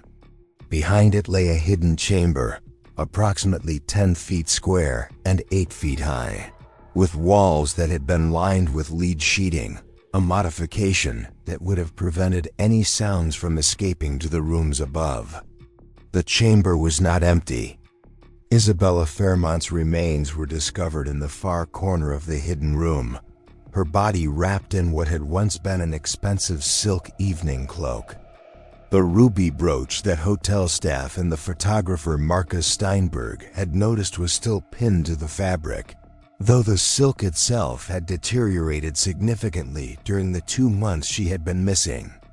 The coroner's examination revealed that Isabella had died from chloral hydrate poisoning, a method that had become increasingly popular among professional killers because it was difficult to detect and could be administered without the victim's knowledge. The poison had been mixed with champagne, traces of which were found in a crystal glass discovered near her body. But perhaps most chilling was the evidence that Isabella had not died immediately. Scratch marks on the lead-lined walls suggested that she had been conscious when placed in the chamber, and had attempted to escape before the poison took full effect. A partially written note, found clutched in her hand, contained what appeared to be accusations against her killers, though the deteriorated paper made the text largely illegible. The discovery of Isabella's body transformed the investigation from a missing persons case into a murder inquiry of unprecedented complexity. The evidence suggested a conspiracy that reached into the highest levels of Newport society, involving families whose names were synonymous with American industrial power. Detective Harrison's reconstruction of events painted a horrifying picture of premeditated murder disguised as scandal management. The exile agreement had been a ruse designed to provide cover for Isabella's disappearance. The 2 men who had met with her on the night of December 1st had been Pinkerton agents acting on behalf of the Newport families who feared exposure of their business crimes. Isabella had been lured to the Pemberton mansion with the promise of final arrangements for her departure to Europe. Instead, she had been drugged, imprisoned in the hidden chamber, and left to die. The lead lining that had been installed ostensibly to protect valuable documents had actually been designed to create a soundproof execution chamber. The investigation revealed that Jonathan Pembroke's death had also been murder disguised as natural causes. The architect had been killed because he possessed detailed knowledge of the hidden compartments and their contents, knowledge that would have made him a dangerous witness if Isabella's allegations had ever been investigated. His death had been carefully timed to precede Isabella's murder by 1 day, ensuring that she would have no opportunity to learn of his fate before walking into the trap that had been set for her. The arrests that followed Isabella's discovery sent shockwaves through American high society that reverberated far beyond Newport's exclusive circles. Charles Pemberton, William Blackstone, and 3 other prominent Newport residents were charged with conspiracy to commit murder, while 2 Pinkerton agents faced charges of actual murder and concealment of evidence. But the legal proceedings that many expected to expose the full scope of the conspiracy never materialized. Within weeks of the arrests, a series of mysterious developments began to undermine the prosecution's case. Key witnesses, including Mrs. Margaret Winthrop, began to recant their testimony or claim that they had been mistaken in their observations. Evidence disappeared from police custody under circumstances that suggested official corruption. Most significantly, the Pinkerton Detective Agency's files related to the case were destroyed in a suspicious fire that consumed the agency's Boston offices. The federal investigation, which had initially proceeded with great vigor, began to encounter bureaucratic obstacles that seemed designed to slow progress indefinitely. Jurisdictional disputes arose between local, state, and federal authorities. Key investigators were reassigned to other cases. Legal challenges to search warrants and arrest procedures consumed months of court time. By the summer of 1890, it became clear that forces far more powerful than the Newport Police Department were working to ensure that the full truth of Isabella Fairmont's murder would never be revealed. The wealthy families involved had resources that extended into every level of government and law enforcement, and they were prepared to use those resources to protect themselves. The final blow to the investigation came when Theodore Fairmont, Isabella's widowed husband, announced that he was withdrawing his cooperation from the murder inquiry. In a statement released through his lawyers, Theodore declared that he had suffered enough tragedy and wished to allow his wife to rest in peace without further sensationalism. Behind this public statement lay a private agreement that investigators would later piece together through financial records. Theodore had been offered substantial compensation for his steel company's government contracts, along with guarantees of social rehabilitation and financial security. In exchange, he agreed to cease all cooperation with the murder investigation and to publicly support the theory that Isabella had died by suicide after becoming despondent about her exile. The criminal cases against the Newport conspirators collapsed in the fall of 1890. Charles Pemberton was acquitted on grounds of insufficient evidence. William Blackstone's case was dismissed on procedural grounds. The Pinkerton agents disappeared entirely, presumably relocated with new identities and financial compensation for their discretion. Isabella Fairmont was officially buried in the family plot at Newport's Island Cemetery on October 15, 1890. The funeral was a private affair attended by fewer than 20 people. No society columnists covered the service, and no newspapers ran obituaries detailing her life or achievements. But the story of Isabella Fairmont's murder did not end with her burial or the collapse of the criminal cases against her killers. In the years that followed, a different kind of justice began to manifest itself in ways that suggested the dead woman's accusations had been entirely accurate. The families who had orchestrated Isabella Fairmont's murder believed they had successfully buried their secrets along with her body. But the corruption and criminal activities that she had threatened to expose proved to be the seeds of their own destruction. Charles Pemberton, the man in whose basement Isabella had died, never recovered from the psychological trauma of the murder. Friends and family members reported that he became increasingly paranoid and reclusive, convinced that Isabella's ghost was haunting his mansion. He moved permanently to his New York residence, but found no peace there either. His business empire, built on the kind of fraudulent government contracts that Isabella had discovered, began to unravel when federal investigators, working independently of the Newport murder case, uncovered evidence of systematic bid rigging and price manipulation. By 1895, Pemberton Steel Company was facing bankruptcy proceedings and federal prosecution for fraud.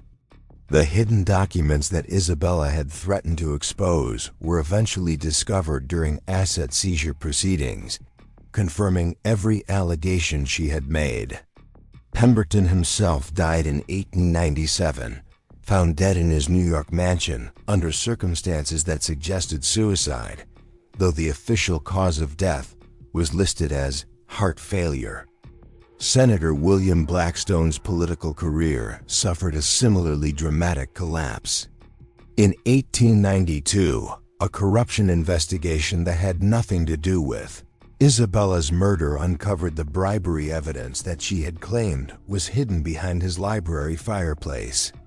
The documents discovered during a federal raid detailed a systematic scheme to sell Senate votes on railroad legislation. Blackstone was expelled from the Senate in disgrace and died in poverty in 1899, his family fortune consumed by legal fees and restitution payments.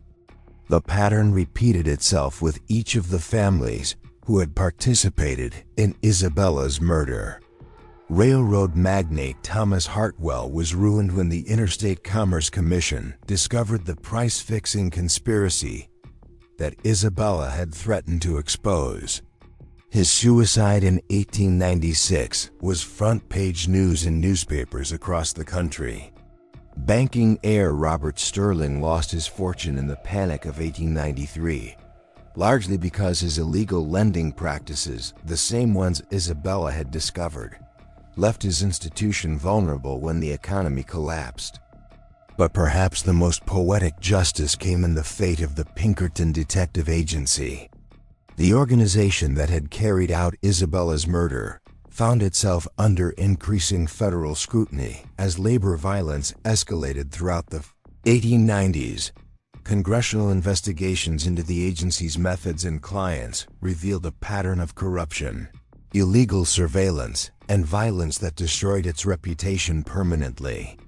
By 1900, the Pinkerton Agency had lost most of its major clients and was facing criminal charges in multiple states.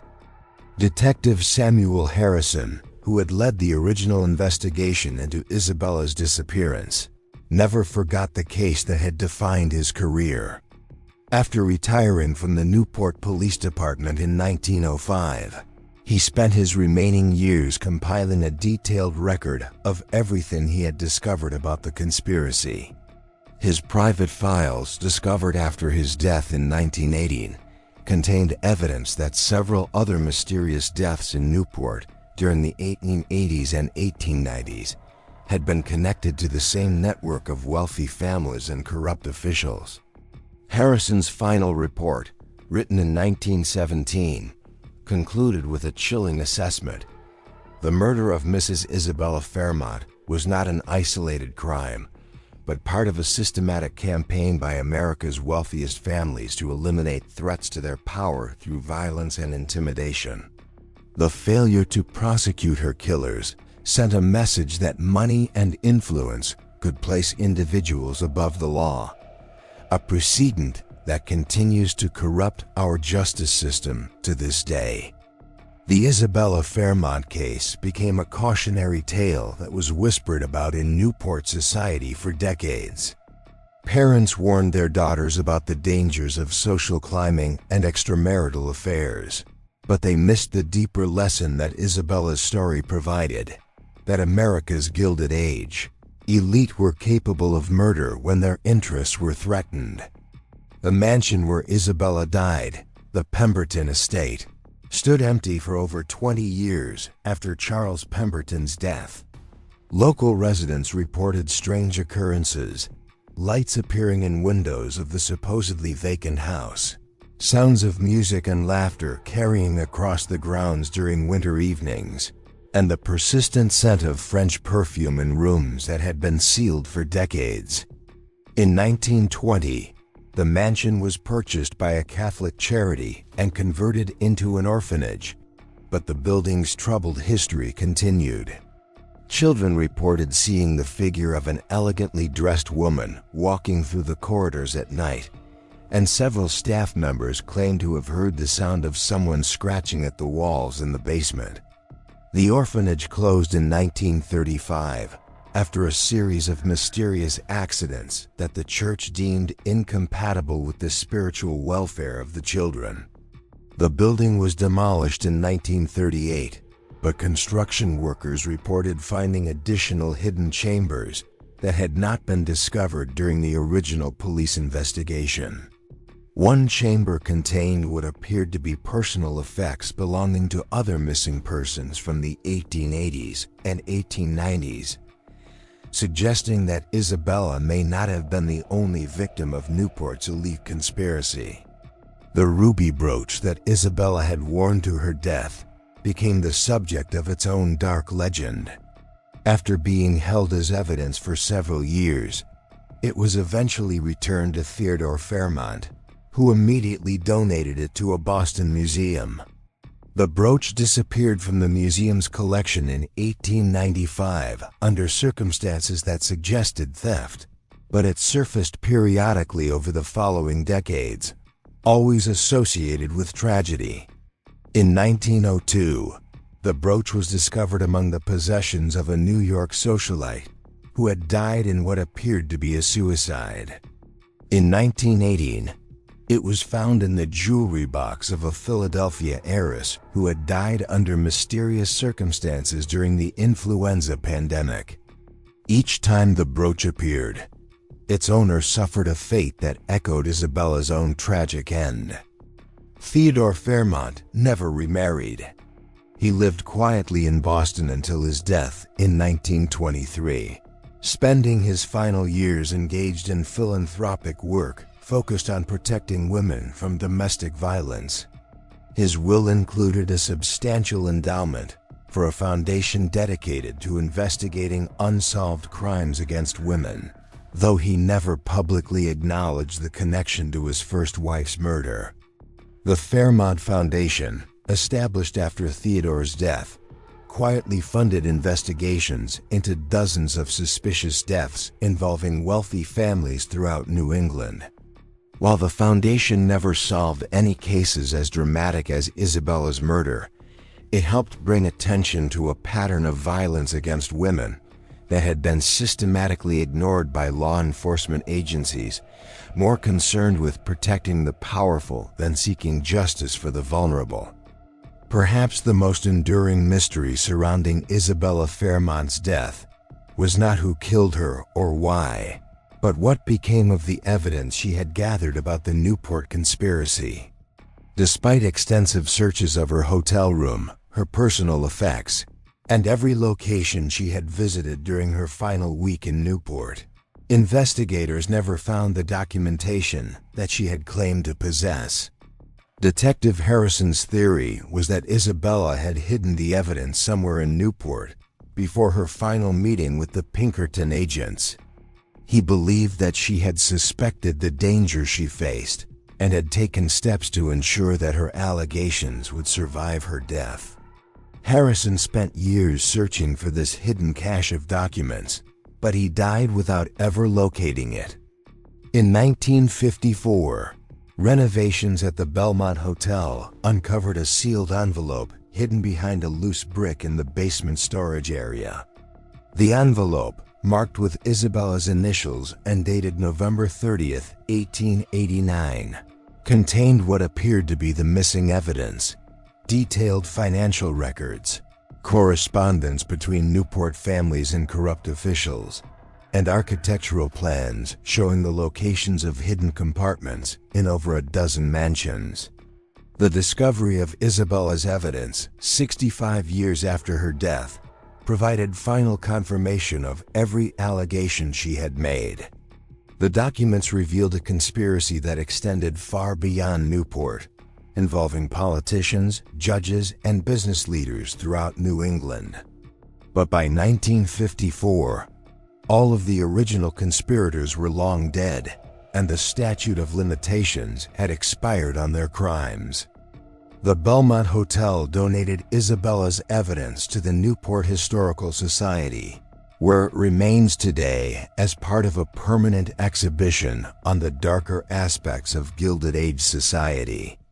Visitors to the exhibition often report feeling an unusual chill when viewing Isabella's final photographs and reading her final letters, as if her spirit remains present to ensure that her story is finally told in full.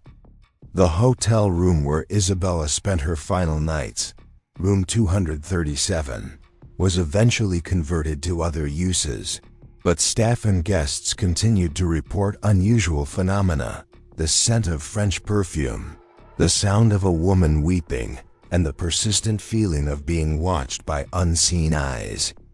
The hotel's management eventually removed the room number and converted the space to storage, but the strange occurrences continued. Dr. Margaret Steinberg, a historian who spent 20 years researching the Isabella Fairmont case, published the definitive account of the conspiracy in 1979. Her book, The Newport Murders: Wealth, Power, and Justice in Gilded Age America, became a bestseller and sparked renewed interest in the case. Dr. Steinberg's research confirmed that Isabella's murder was part of a broader pattern of violence used by America's elite to protect their interests. Isabella Fairmont died because she threatened to expose the truth about how America's wealthiest families accumulated their power, Dr. Steinberg wrote in her conclusion. Her murder was not a crime of passion, but a calculated business decision, carried out by men who viewed human life as just another commodity to be bought, sold, or disposed of as circumstances required. The case continued to fascinate researchers and true crime enthusiasts well into the 21st century. In 2019, the FBI's Cold Case Unit announced that they were using modern forensic techniques to re-examine evidence from the Isabella Fairmont murder, though they acknowledged that the passage of time and the destruction of records made prosecution impossible. But for many who studied the case, the question of legal justice was less important than the broader lessons that Isabella's story provided about power, corruption, and the price of challenging entrenched interests. Her death became a symbol of the violence that America's elite were willing to employ to protect their privileges, and her story served as a warning about the dangers that await those who threaten to expose inconvenient truths. This mystery shows us that some secrets are so dangerous that powerful people will kill to protect them, and that justice delayed is often justice denied forever. The wealthy families who murdered Isabella Fairmont escaped legal punishment, but they could not escape the consequences of their crimes. One by one, they fell victim to the same forces of corruption and greed that they had used to destroy others. What do you think of this story? Do you believe everything was revealed, or are there still secrets buried in Newport's exclusive mansions? Isabella Fairmont's courage in standing up to America's most powerful families cost her everything. but her sacrifice ensured that their crimes would eventually be exposed. Leave your comment below telling me what you think really happened during Isabella's final night in Newport. If you enjoyed this tale and want more stories about the dark secrets of America's elite, subscribe, hit the notification bell, and share with someone who loves historical mysteries. The truth has a way of surfacing, even when powerful people try to bury it forever. See you in the next video.